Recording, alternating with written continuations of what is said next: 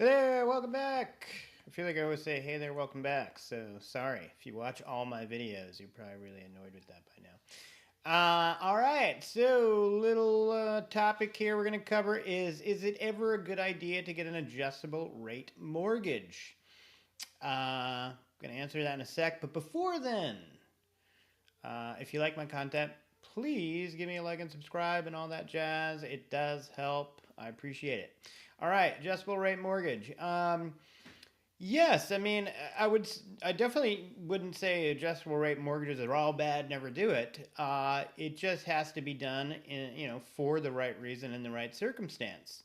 Um, Generally, for your average home buyer, like I'm going to buy my residence and I love the house, and for all intents and purposes, I'm going to live there for a long time. Maybe I don't end up because I don't get a different job somewhere and I move, but the idea is we're going to live here for a while, we're going to make a home, and we're not going to want to have that disrupted unless we're the disruptors. In that case, I'm always, you always got to go fixed rate mortgage. You don't want your mortgage to change to the upside unexpectedly, and that's what happens with an adjustable rate mortgage. You start with one payment, inevitably the rate adjusts. If it happens to adjust up, your payment's going to go up, and then all of a sudden you could find your house unaffordable. Now, I will say, to put this in some interest rate history context, 3+ years ago when interest rates were, 2, 3, 4%, the chance that your interest rate was going to adjust and go up was very high. If you get into a mortgage now at an interest rate of 7, say, it's possible you get an adjustable mortgage and it adjusts down. I mean, that's possible, but I wouldn't even risk that because you can always refinance down if that opportunity presents itself. So for a regular home that you plan on being for 5+ years, you're going to go with a fixed rate mortgage. Where an adjustable might make sense is if you know you're not going to be there for very long and you really feel it's a starter home, and you get an adjustable rate mortgage that's like a 5 or 7 or 10-year arm, and you get a good percentage rate discount for that, which is generally the case. You get a lower rate for an adjustable rate because they figure it's going to go up at some point.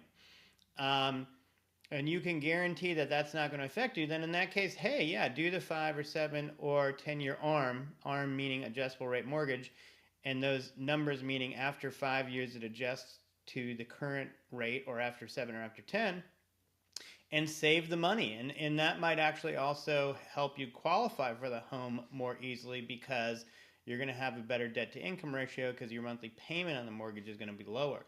So that could be a case. But for a house that's going to be your residence, I think that's a little bit of risk. Another case is you're going to make a real estate investment, and your plan is, I'm going to enter now, I'm going to fix it up over a period of time, I'm going to resell it, and I know I'm only going to be in the loan for a year or two, or maybe a development loan or a construction and flip or something like that. And you have a definitive timeline that you're going to get in and out, and you want the lower rate because it makes your deal better and you make more money. So that would be a time where you do an adjustable rate. You probably get away with the best, priced arm, which is like a 5-year arm usually. Now let's talk about home equity lines of credit. Home equity lines of credit are technically adjustable rate. Technically, they're not mortgages, but they are secured debt, real estate secured debt. And a home equity line of credit is like you have some equity in your house beyond your first mortgage, and a bank will say, hey, we'll let you borrow money on an open credit scenario using your remaining home equity as collateral for the loan.